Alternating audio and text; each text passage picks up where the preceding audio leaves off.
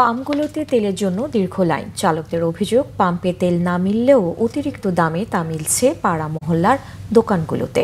দর্শক, এই মুহূর্তে রাজারবাগ এলাকায় আছেন সহকর্মী মামুন আব্দুল্লাহ। সরাসরি যুক্ত হচ্ছে তার সাথে। মামুন, তেল নিয়ে গ্রাহকদের প্রতিক্রিয়া কি? পাম্প কর্তৃপক্ষ কি বলছেন? সাবরিনা, আপনি জানেন যে তেল নিয়ে তেলেস্মাতি কিন্তু অনেকদিন ধরেই চলছে। বিশেষ করে ইরান এবং ইসরায়েল যুদ্ধের পরে তেলের যে সংকট, অর্থাৎ ডিজেল এবং অকটেনের একটা বড় একটা সংকটের কারণে পাম্পগুলোতে কিন্তু দীর্ঘ লাইন আমরা অনেকদিন ধরেই দেখতে পাচ্ছি। তবে বিভিন্ন ধরনের ত্রিমুখী একটা অভিযোগ কিন্তু আছে এখানে। সেটি হচ্ছে যে পাম্প মালিকরা বলছেন যে যারা গ্রাহক আছে তারা তেল বেশি করে নিচ্ছেন, অতিরিক্ত তেল নেওয়ার কারণে কিন্তু দীর্ঘ একটা লাইন তৈরি হচ্ছে। এটা কিন্তু স্বাভাবিক নয়, একটা অস্বাভাবিক পরিস্থিতি তৈরি হয়েছে। আবার পাম্পের মালিকদেরকে গ্রাহকরা বলছে তারা তেল মজুত করে রাখছেন এবং একই সাথে তারা পাম্পের যে মালিক তারা বলছেন যে সরকার থেকে আসলে যে পরিমাণ তেল দেওয়ার কথা, তারা যে পরিমাণ চাহিদা একটা স্টেশনে, সেই পরিমাণ চাহিদা মোতাবেক তাদেরকে পেট্রোল এবং অকটেন দেওয়া হচ্ছে না। এই ধরনের ত্রিমুখী একটা অভিযোগ কিন্তু আজকেও আছে। এই ধরনের অভিযোগের মধ্যেই আমরা যেমনটি কথা বলেছিলাম, একজনের সাথে একটু কথা বলতে চাই। আপনি কি মানে তেল পাচ্ছেন যতটুকু পাওয়ার কথা? সব জায়গায় তো 200 টাকার নিচে বেশি দিচ্ছে না।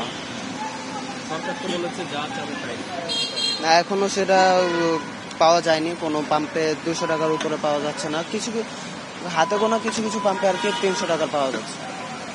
সাবরিনা, আপনি যেমনটি শুনলেন যে অনেক পাম্পে 200 টাকার উপরে কিন্তু এখন পর্যন্ত তারা তেল পাচ্ছেন না। অনেক পাম্পে আমরা দেখেছি যে স্টেশন বন্ধ রেখেছে। তারা বলছে যে তাদের ডিপোতে তাদের যে তেলের ট্যাঙ্ক লরি আছে সেটি পাঠানো হয়েছে 2টার পরে 3টার পরে দিবে। তবে রাজারবাগের এই স্টেশনে আমরা দেখেছি যে এখানে সকাল থেকেই কিন্তু অকটেন এবং ডিজেল দেওয়া হচ্ছে। তবে তারা যতটুকু বলছেন যে তারা যে পরিমাণ নিতে চাচ্ছেন সে পরিমাণ পাচ্ছেন না। আবার অপরদিকে আসলে ত্রিমুখী একটা অভিযোগ কিন্তু আছে। এর মধ্যে আপনি দেখেছেন সারা দেশে কিন্তু তেল মজুদের একটা হিড়িক তৈরি হয়েছিল। সেখানে কিন্তু প্রশাসন বেশ একটা বড় একটা অভিযান চালিয়েছে।